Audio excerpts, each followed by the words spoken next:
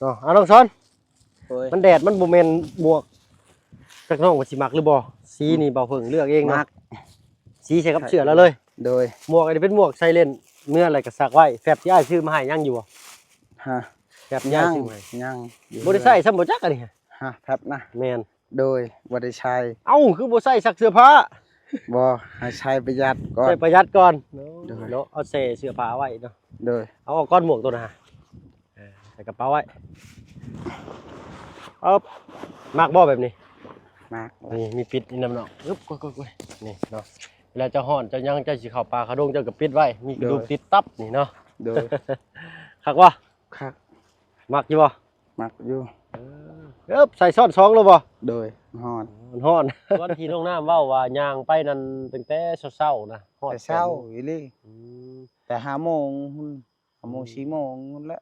ขนาดขี่รถไปเมื่อวานยัง2 ชั่วโมงเอาว้าวแล้วไปนี่ฮอดเอื้อนได้แล้ว4 โมงตอนแรกเอาว้าวไปจนเที่ยงเนาะเอาไปแต่6 โมงเนี่ยฮอดพ้นก็8 โมงนะ2 ชั่วโมงขี่รถกันเนาะแบบว่า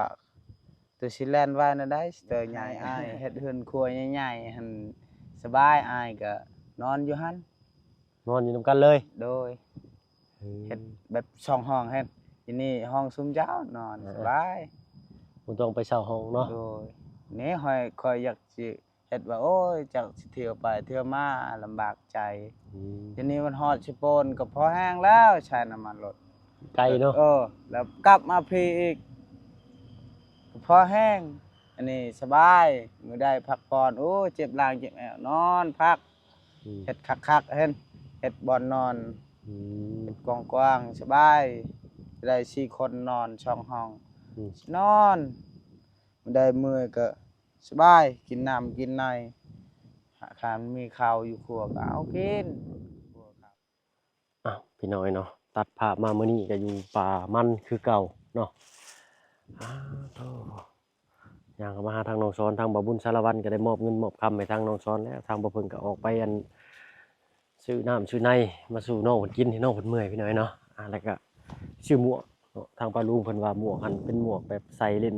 บ่แม่นหมวกใส่เฮ็ดเวียกเฮ็ดงานเนาะก่อนสิเดินทางกลับบ้านเนาะก็แวะเวียนเข้ามาหาน้องเพิ่นก่อนพี่น้อยเนาะ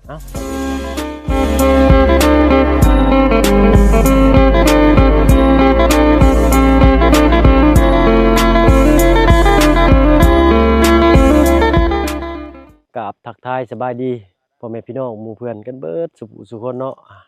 เพราะว่าทางในและก็นอกก็ยินดีต้อนรับเข้าสู่ช่องบ่เพิ่งเคยละคือเก่าเด้อพี่น้อยเนาะมื้อนี้อากาศตอนเที่ยงแดดพี่น้อยเนาะแวะเวียนเข้ามาหาทางน้องซ้อนเอ้าพี่ชายน้องซ้อนน่ะนะเสียบมันบ่โอ้ทานแน่ก่อ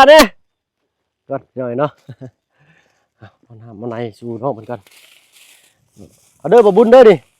สปอนเซอร์เขาเห็นเจ้าเสียเหงื่อลายเอ้ยเอาสบายดีเจ้าเนาะเห็นเจ้าเมื่อยเผื่อออกลายเติมสปอนเซอร์เหงื่อเละเนาะเอาสิตามหลังน้องซ้อนเพิ่นก่อนเนาะเมื่อกี้นี่คือว่าน้องซ้อนถึกรางวัลบ่เมื่อกี้นี่เนาะ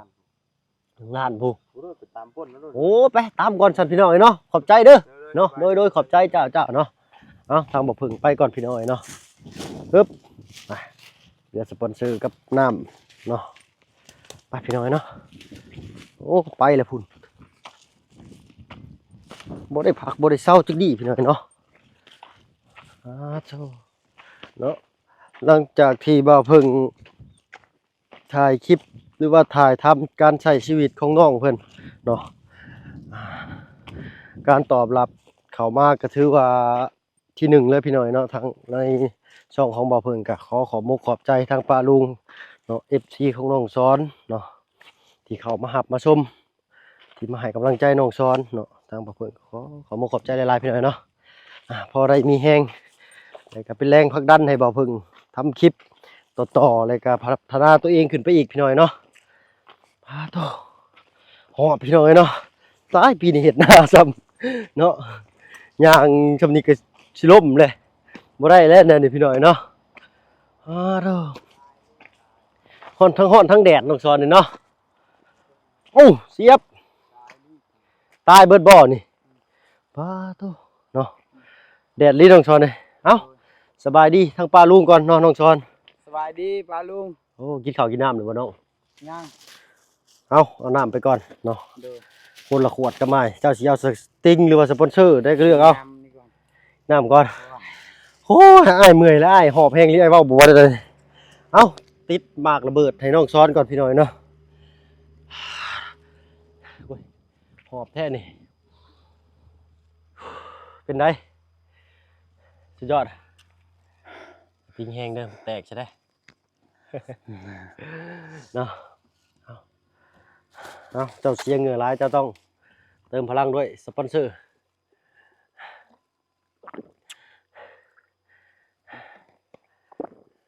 ดื่มเข้าไป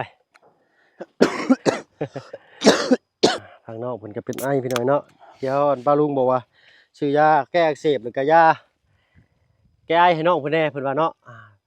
ไว้รอบหน้ากันแล้วกันพี่น้อยเนาะเดี๋ยวพังเบิ่งมื้อนี้เนี่ยเนาะสิชื่อแล้วก็สิแล่นเข้ามาให้น้องเพิ่น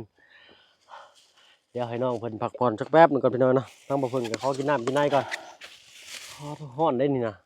โทรศัพท์นี่ถ่ายได้บ่ดนมันสิตัดได้หน่อย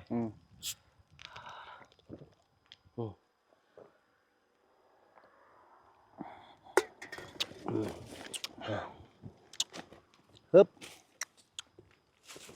ใช่น้องหลักการปลูกมันบอกปลาลุงเพิ่นอยู่มันเป็นแบบได้ถือว่าถอนแบบนี้ถอนแม่นบ่ ถอนมันตายแล้วนี่ อ๋อมันแมงเนาะแบบมันแมงแบบนี้เนาะน้องเนาะเบิ่งแบบนี้เนาะแบบว่ามันดำๆคือแบบมันบ่เขียวมันตายเฮาก็ต้องถอนซ้ำใช่ไหม โดยแบบนี้แหละงาม โดยเฮาเสียบมีทิศทางเสียบอยู่บ่น้อง โดยเสียบนี่ก็เสียบแบบนี้ก็คือเก่าต้องแบบนี้ยังนอมันออกนะ เสียบลงหรือเสียบขึ้นเสียบขึ้นเลยเนาะให้ปลายใบชี้ขึ้นบ่ โดย โอ้ยเนาะมื้อนี้ก็บ่มีหยังมาฝากมาต้อนน้องเพิ่นพี่น้อยเนาะทางบ่เพิ่งก็ได้ โดย ได้แต่ซื้อน้ำซื้อในมาสู่น้องเพิ่นกินพอแก่ก็หายเหนื่อย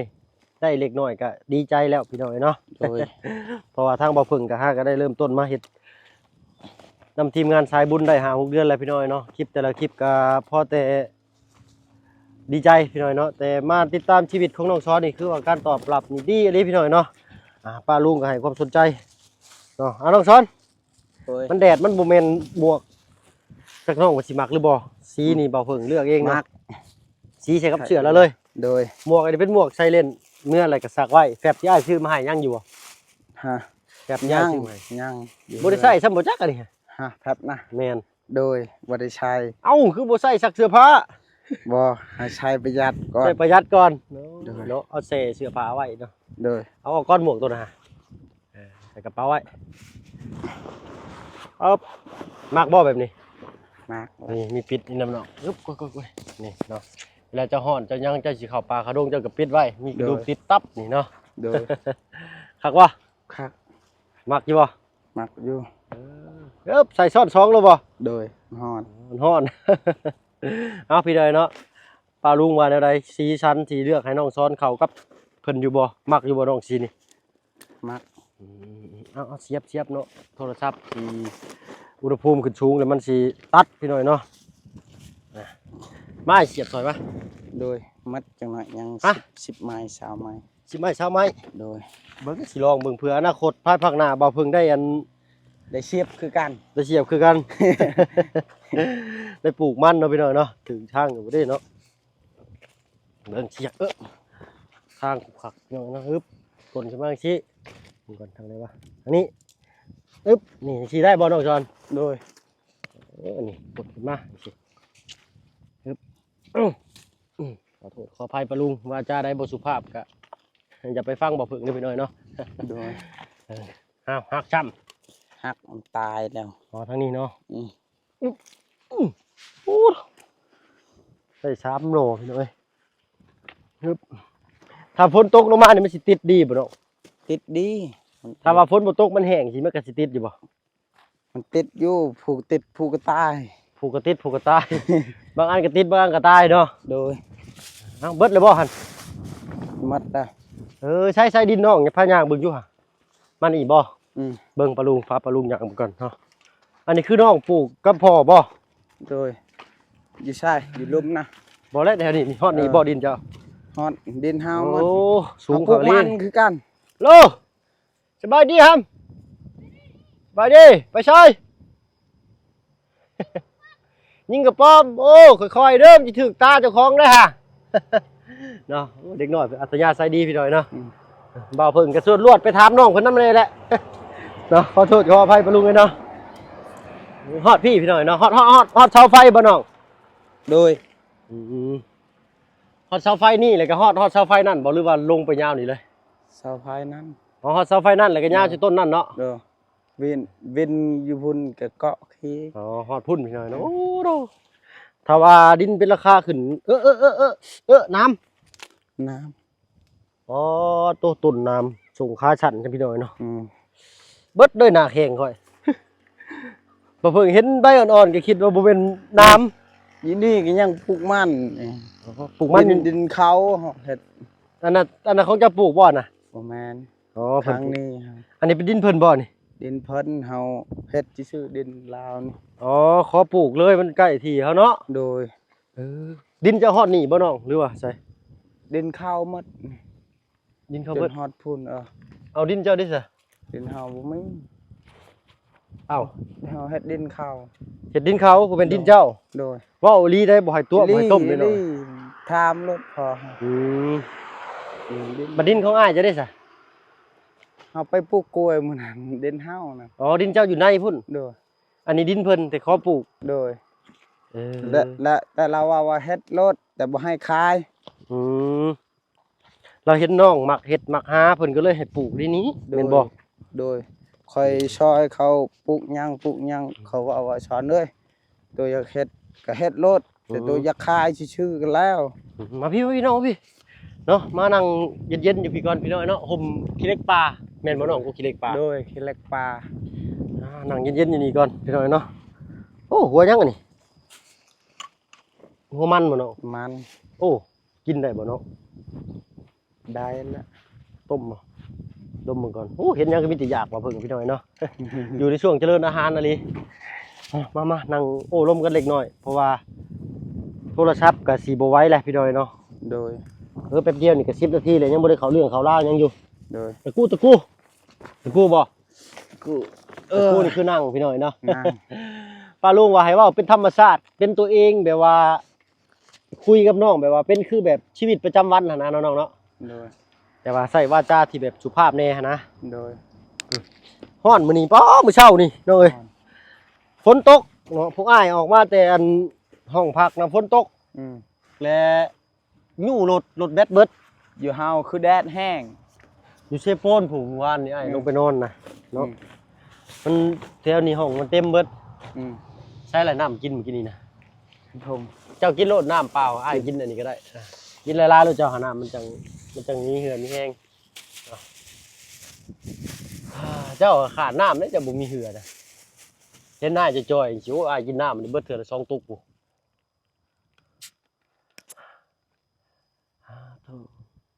กินข้าวเช้าแล้วจ้ะ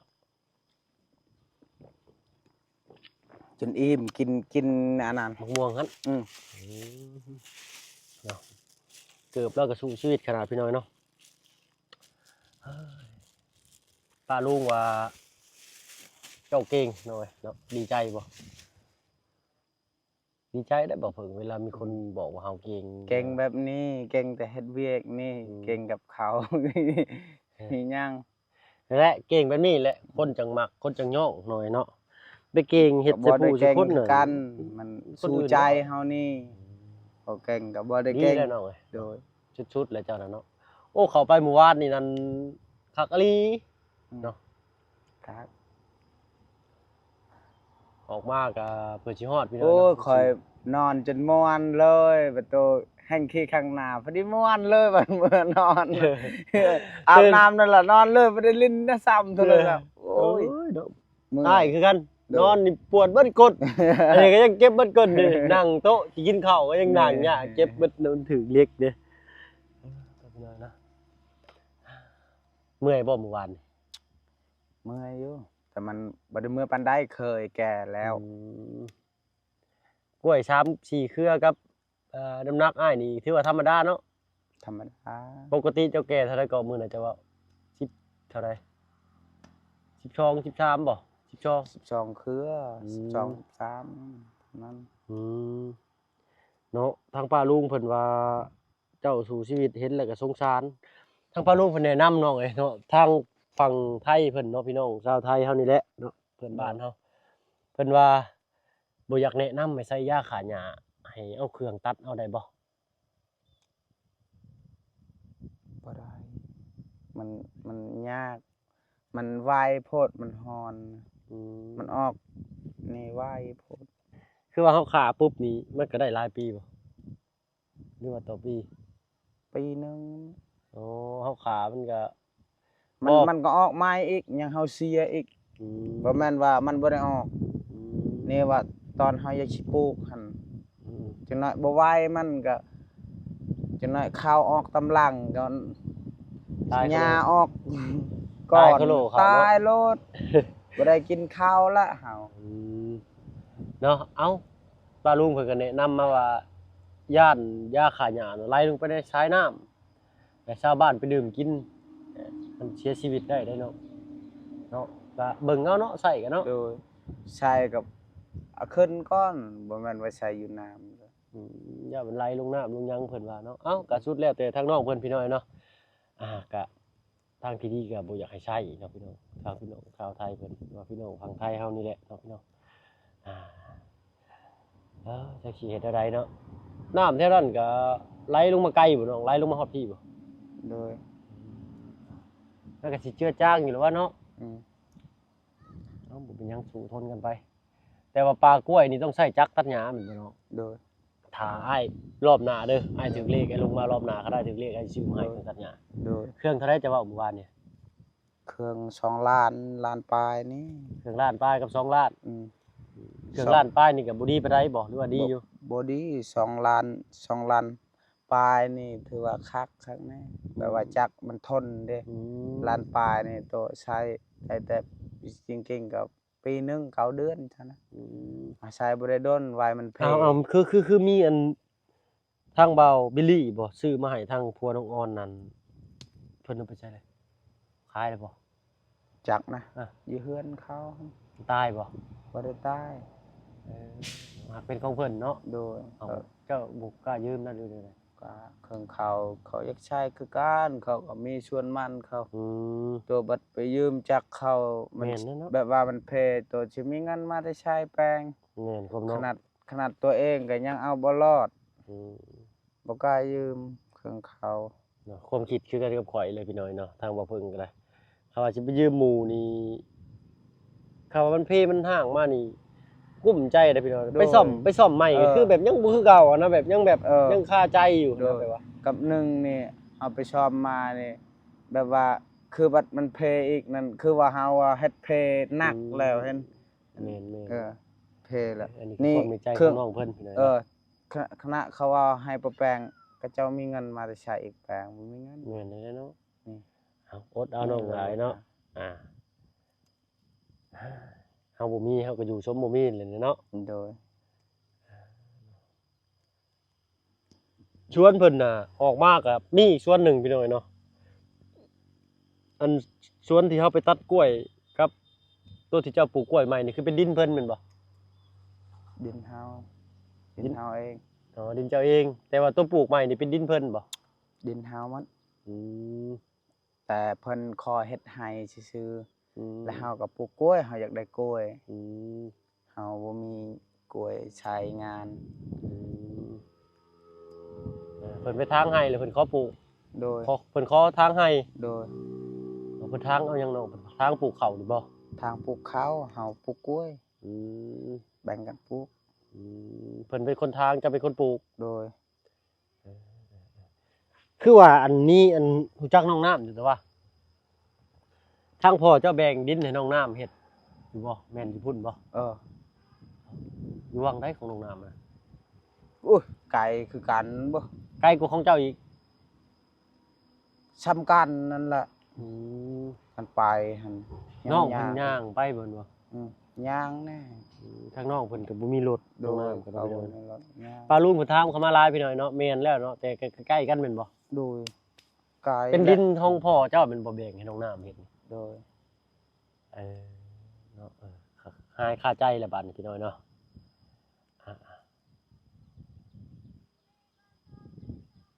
เพิ่นก็เป็นพี่น้องกันกับทางน้องน้ำเนาะส่วนที่น้องน้ำเว้าว่าย่างไปนั่นตั้งแต่เช้าๆนะฮอด แต่เช้า 8:00 น อีหลี อืม แต่5โมงพุ่น5โมง4โมงพุ่นแหล้ว ขนาด ไกล ขี่รถไปเมื่อวานยัง2 ชั่วโมง เนาะ เขาเว้าแล้วอันไปนี่ฮอดเอื้อนนั้นได้แล้ว4โมงตอนแรกนี่ เออ เขาเว้า เอา 2 ไป ชั่ แต่ วโม เที่ย ง งเนาะ เออ เห็นบ่ เอาไปแต่6โมงเนี่ยฮอดพุ่นก็8โมงเท่านั้น 2 ชั่วโมงขี่รถกันเนาะแบบว่าตัวสิแล่นไว้น่ะได้สเตอร์ใหญ่ ได้สำนั้นเด้อเนาะ เออ บ่เล่นไว้ก็ช่างเด้อน้องเด้อ โดย เฮาบ่ต้องไปแข่งกับไผดอกเรื่องรถเรื่องรางนี่ โดย แข่งพี่แข่งตัวมันสิชนะเขานี่ โดย แข่งเฮ็ดเวียกเฮ็ดงานปลูกไร่ใส่สวนเฮ็ดไร่ใส่นาพี่ โดย เอาเฮ็ดเก่งเฮ็ดไวอันนี้ โอ้มีคนย่องอันนั้นไปขี่รถไวนี่โอ้ยคนให้ ได้ พอดีเขาหลักไหล แม่นเขาด่าโลด เออ โอ้ยลูกบ่ได้เด้แล้วแหละน้องเอ้ยเนาะจื้อไว้อันใดที่มันดีที่อ้ายสอนที่ว่าพวกอ้ายซะเนาะบ่มีดอกพวกอ้ายเขามาสอนให้น้องว่าแนวบ่ดีเนาะน้องเนาะ โดย เห็นบ่ โดย มีแต่แนวดีๆเนาะมีแต่บอกสอนแต่แนวดีได้พี่น้อยเนาะ โดย ก็น้องก็คิดเอาแหล้วอันใดที่มันดีก็เก็บเอาไปใช้อันใดที่ว่ามันบ่ดีก็บ่ต้องเก็บไปใช้เด้อเนาะ โดย เฮาก็ใหญ่แหละเบิ่งน้องเพิ่นนี่คือสิ คือขี้ดินนี่คือกั้นแต่เบ็ดหั่นเฮาขุดมือ อืม เฮาปลูกนี่โอ้ยแต่พุ่นจนฮอดพี่เฮ็ดเป็นพูนเป็นโพน อ๋อคุยดินขึ้นมาให้เป็นชั้นแบบนี้เนาะน้องเนาะ โดย คุยดินขึ้นมาให้เป็นแบบนี้นี่เป็นชั้นแบบนี้ โดย ใส่จกบ่ จกขุดแต่เบ็ดหั่นโอ้ยจนได้ซำนี้อยากให้เห็นคืออยู่ลุมนั่นน่ะ อืม เอาขุดบ่นั้นน่ะแต่ว่ามันหินลายโพดเลยขุดบ่ได้ให้มันขึ้นเอิ้นหินมันลายโพด กินหลายแล้วขุดยากเนาะน้อง โดย อ้ายก็บ่ได้มีหยังมาฝากมาต้อนน้องเลย โดย มีแต่หมวกกันแดดไว้ให้น้องเฮ็ดเวียกเฮ็ดงาน โดยขอบใจหลายๆแล้ว แล้วก็ชื่ออยู่ชื่อกินมาให้น้องชื่อน้ำชื่อในสำนั้นเนาะ โดยขอบใจ กำลังแห้งทรัพย์ของอ้ายกับบ่พ่อพี่น้อยเนาะคันว่าอ้ายมีเงินมีคำก็อ้ายก็สิชื่อแนวมาฝากมาต้อนน้องก็สิเป็นอย่างอื่นก็ได้พี่น้อยเนาะ โดย หวังว่ารอบหน้าอ้ายสิถูกเลขเนาะน้อง โดย อยากให้อ้ายเฮ็ดเฮือนครัวใหญ่ๆหั่นสบายอ้ายก็นอนอยู่หั่น นอนอยู่นํกันเลย โดยเฮ็ดแบบช่องห้องเฮ็ดทีนี้ห้องซุมเจ้านอนสบาย บ่ต้องไปเช่าห้องเนาะ โดยนี่ค่อยอยากสิเฮ็ดว่าโอ้ยจักสิเที่ยวไปเที่ยวมาลำบากใจ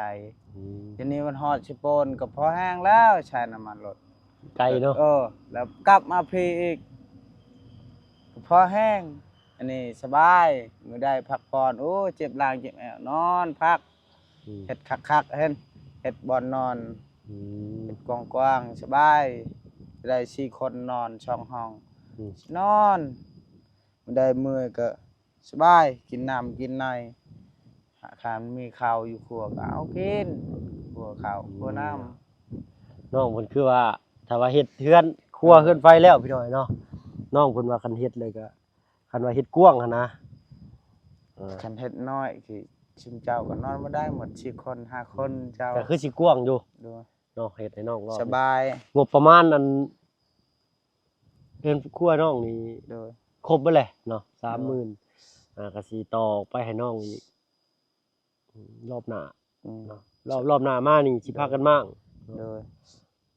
สบายซุมเจ้านอน คืออันได้มานี่ก็แบ่งปันให้พวกอ้ายนอนอีก โดยแบ่งกันนอน ชื่อน้องเพิ่นเห็นว่าเที่ยวไปเที่ยวมานะพี่น้อยเนาะ อืม คืออยู่ได้เราคิดพี่น้อยเนาะ สบายซุมเจ้าเองเช่าค่าห้องก็ถ้าได้แล้วเดี๋ยวนี้ โอ้250,000เลยได้ต่อห้อง อืม ห้องหนึ่งแสนปลายต่อ อืม ห้องนอนเดียวนะถ้าเกิดนอน3-4คนนี่ อืม 250,000 อืม ใครอยู่ตัวนี้เนาะเมื่อคืนนี่นอน4คน อืม 2เตียงใหญ่1คักอีหลีว่าหั่นน่ะไกลตื่นเช้ามาโหลดรถแบตเบิดเพิ่นเปิดไฟหรี่ไว้บ่ อืม เอ้ยตื่นเช้ามายู่บาดนี่ตากฝนน่ะ อืม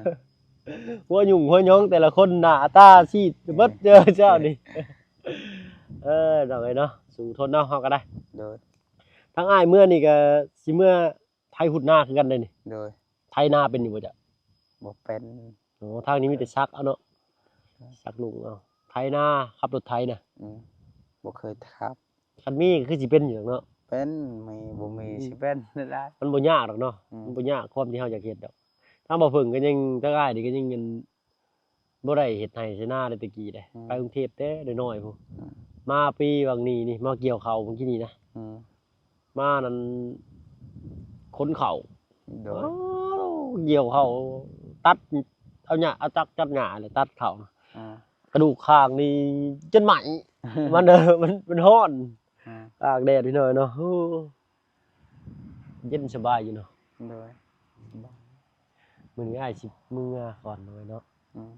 มารอบหน้าเด้อ โดย หวังว่าอ้ายสิถูกเลขเนาะถูกรางวัล โดย ชื่อจักตัญญามาให้เจ้าก่อนโลด โดย คือว่าเจ้าก็ถูกรางวัลมื้อนี้ถูกรางวัลนั่นว่าบุญชลบ้านป่าบ่ โดย เนาะเขาไว้ใช้ซอยให้เป็นประโยชน์ที่สุดเลยเนาะน้องเนาะ โดย ไปพี่น้อยเนาะเอาก็ได้คือสิได้เวลาสมมาพาควรแล้วแหละก็มีแต่สิเก็บเวียกเก็บงานเนาะทางบ่บุญสารวัตรไปเก็บงานอยู่บ้านอันพอตู้7 ปี โดย แล้วก็มีน้องอันวายกับน้องทาย โดย น้องขยันกตัญญูนั้นพี่น้อยเนาะแต่ทางบ่เพิ่งยังบ่ได้ไปถ่ายพี่ให้น้องเบิ่งพี่น้อยเนาะตอนช่วงนี้ก็ตามติดชีวิตน้องซ้อนอยู่เนาะ โดย เจ้าก็คือสิหิวข้าวแล้วเนาะน้องเนาะไปมากินข้าวกินน้ำเนาะ ไป เอ้าลาพี่ลาน้องแล้วบานพี่น้อย โด เนาะ ย เอ้าสำหรับคลิปนี้ก็โอ้มาร่วมกับน้องช้อนเล็กน้อยพี่น้อยเนาะก็บ่น้อยเลยแหละ ก็มีแต่สิพากันเดินทางเอววนคืนเก็บเวียกเก็บงานแล้วก็เดินทางกลับบ้านเนาะ โดยสบายดี เนาะฝาก FC ปาลุง ติดตาม โดยสวัสดีปาลุง โดย FC ติดตามกดไลค์กดแชร์นะเด้อ โดย กด subscribe นะเด้อ โดยเนาะ บ่าวเพิ่งเมื่อรอบนี้ก็3-4มื้อเพิ่นได้น้องช้อนได้เพื่อสิได้ขึ้นมาหาน้องคิดฮอดกันเด้อ กินฮอดคือกัน คิดฮอดหรือแชทหาเด้อโทรหาหรือว่าส่งข้อความเสียงหาก็ได้เด้อ โดย เนาะอ่ะ โดย สบายดี สบายดี เนาะไปพี่น้อยเนาะทางเฮาก็สิขอลาแต่เพียงส่ำนี้พอพรคลิปหน้าเนาะคลิปนี้ลาแล้วเอาเป็นว่าสบายดีเนาะ